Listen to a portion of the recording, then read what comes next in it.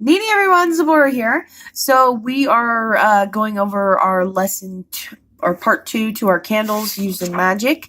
Our first lesson was about terminology and basically what the different terms are that you encounter in candle magic.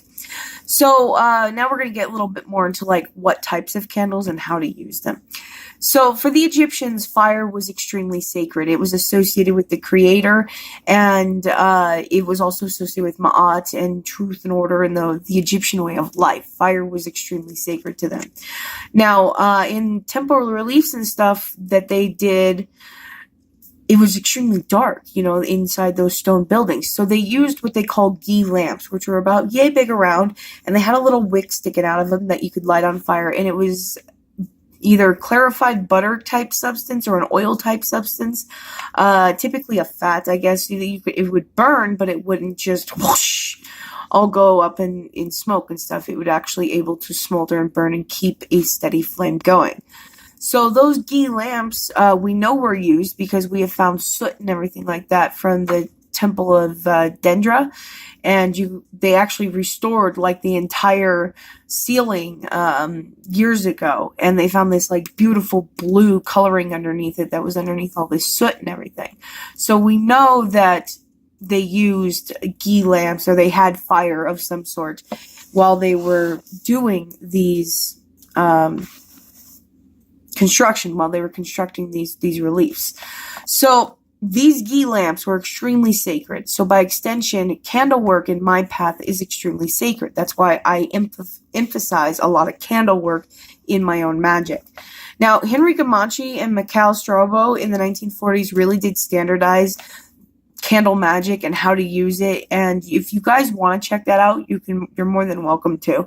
I found it extremely insightful. It's actually not copyrighted anymore, so you guys can download a PDF of it if you want to. So now types of candles. There are the double action candles, and these are typically either red, white, or green on top and black on the bottom.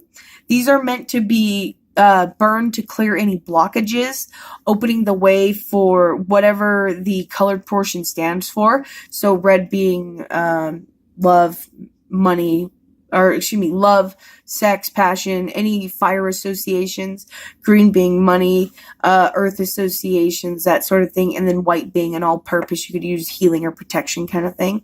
And those are kind of a running theme in hoodoo. It's protection, purification, money, and love. Those are the typical running theme of hoodoo. So the red, I just went over all that. The white can also be used for an uncrossing. So if you just wanted to uncross yourself, you could use the white and black one. And I do have a little drawing actually here in my book. Can you see that right there? That is the double action candle. And again, because I'm only using red and black as my two colorings, that's why I chose to do the red and black ones. Alright. So the next one, these candles, these reversing candles, the double action candles, are actually meant to be flipped and burned on a mirror, and you can inscribe the client or yourself on the colored portion, starting at the center after flipping it and going forward to the outside, just like you normally would write left to right after you flip the candle. You start on the colored and you go out towards the end, okay? On the black portion, though, you will write in mirror writing, which is backwards, okay? And it will be going down the black. Let's see if I can show you this little image I did draw here. See? This will be forward. This is facing the self. This is where you're standing or sitting or whatever. You're holding the candle towards you, and you will just carve your name or the client's name or whatever. And then whatever you're trying to banish or be rid of will be done in mirror writing backwards, okay? E-M-A-N. All right?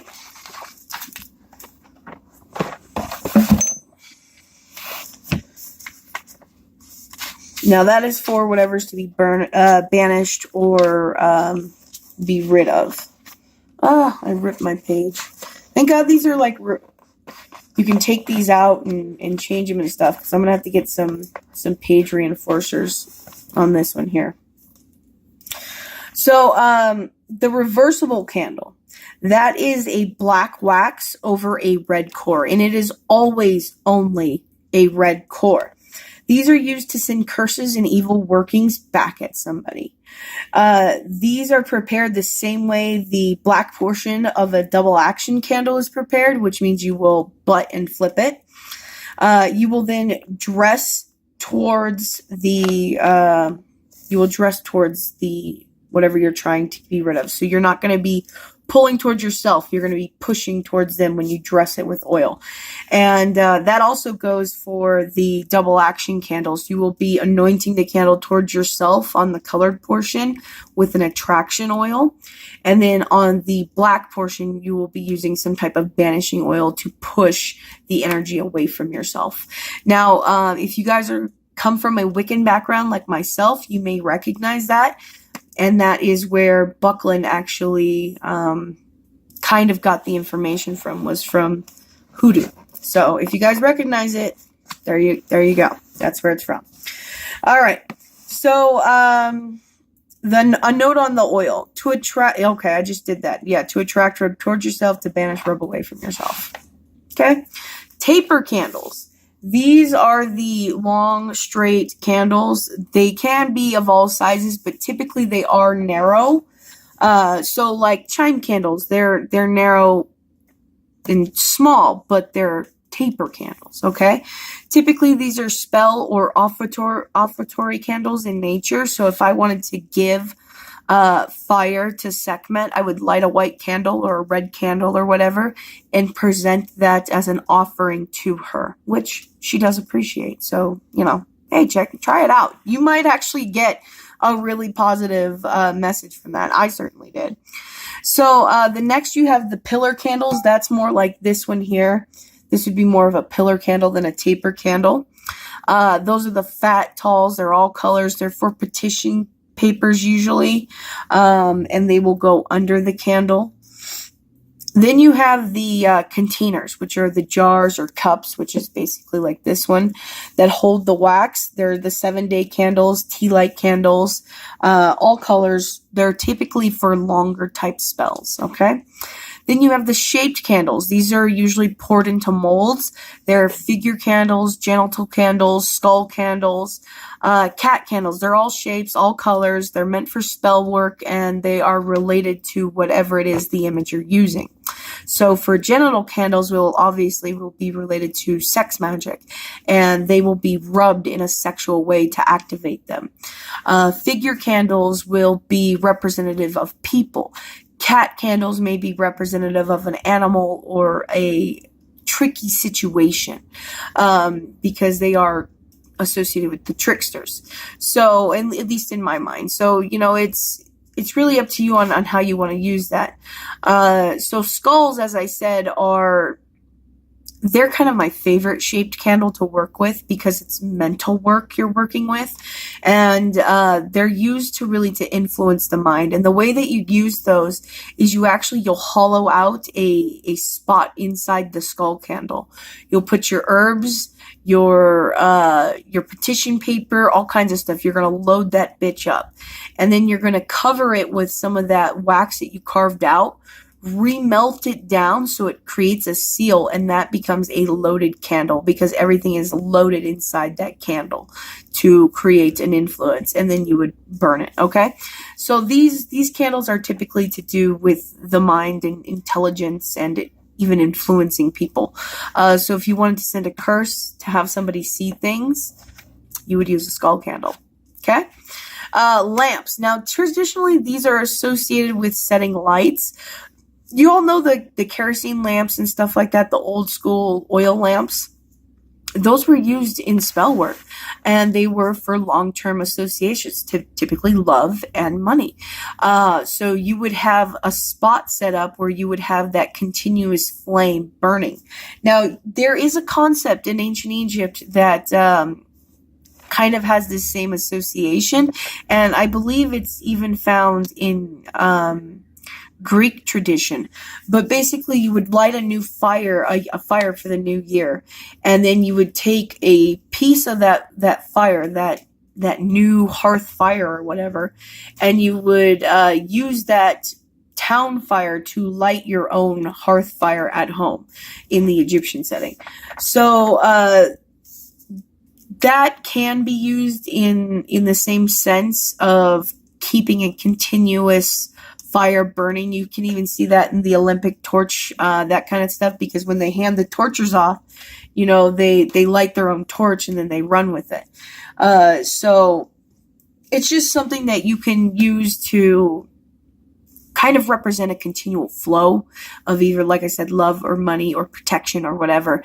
But you have to keep the flame going. So you have to remove the burning, the flaming light, and add more oil. So I don't recommend kerosene. I think maybe olive oil would be a more appropriate kind of base. And then you can also dress them appropriately. That way you can add your own special herbs, your own special oils. Essential oils are perfect for that kind of situation, and coins and even paper money and stuff like that. So I really like lamps, but it's not exactly a safe kind of thing, because I have animals. I'm not going to leave fire burning in my house because I'm not home.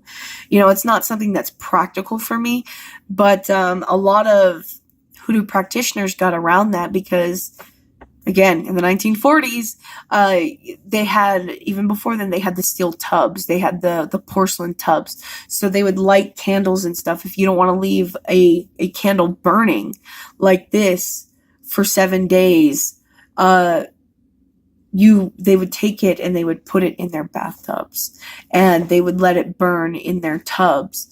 And then when they wanted to take a bath, they would take it out and move it and stuff like that. But typically, they would just allow them to burn in the tubs. There's some more glass in here. I'm just noticing it. Anyway, yeah. Moving on. So because these glass candles here can't be rubbed with oil, like I was talking about in some of the shaped and in the tapers and stuff, which you can rub it with oil, what you can do is you can actually take a sacred wood or a pencil or even a screwdriver and create a hole, a small well into that. Just jam that fucker in there, and you can load it with herbs, oils, any kinds of stuff. You don't want to get too hard on the herbs and the oil, though. So what I actually do prefer to do when working with these kinds of things is actually do a light sprinkling, a light powder around here with a drop of two of oil, because you really don't need more than that. And then as time goes by, as those get burned down, you can actually add more oil, add more herbs. I don't add more herbs, I add more oil, because it's just more practical to add more oil.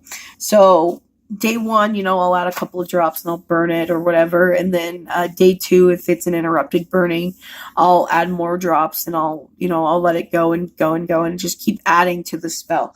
It just adds a little bit more power and a little bit more focus on what you're doing, in my personal opinion. So I have a lot of success with using that method. Okay. Let's see.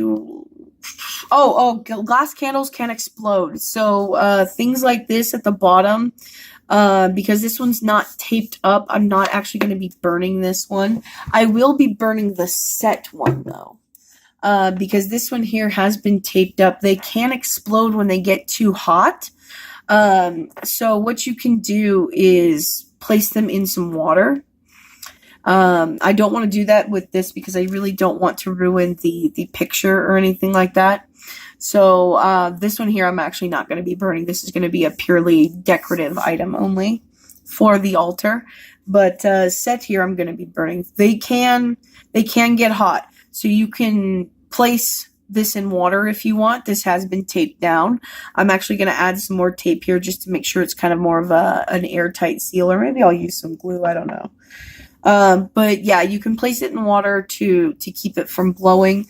I really don't like using any kind of image candle or any kind of glass candle with an image on it, just because it ruins the image. I like to use the blank glass candles for like the 7-day candles, just because if they blow, you know, you're not gonna have anything too horrible, and you're able to place them in water so they won't blow.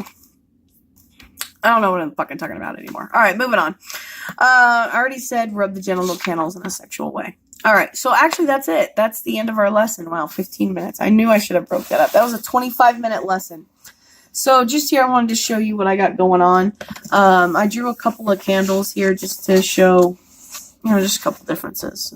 I thought it was cool. This here is what I was talking about with the reversing candle. This is a red core with a black outside wax, okay? So it's a red candle that's been dipped into some black wax. All right. Now, our next lesson, you kind of saw it there. It's going to be on actual herbs, minerals, and curios. And that is the section that I'm working on next, is herbs, minerals, and curios. The first section I have done is on spiritual divination, cleansing, and lucky roots, herbs, and minerals. So that's what I'm working on right now. As soon as that's done, we will, I'll put it up.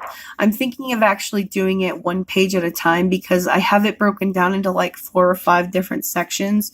I'm just using Cat Ironwood's setup, and I'll grab the book when we go over it and I'll show you that. But I think I'm going to have to break it down, because it's basically just me reading off lists, and that can get really long and really boring, and I don't want to keep it too long and boring. So that is it for tonight, guys. Synapti.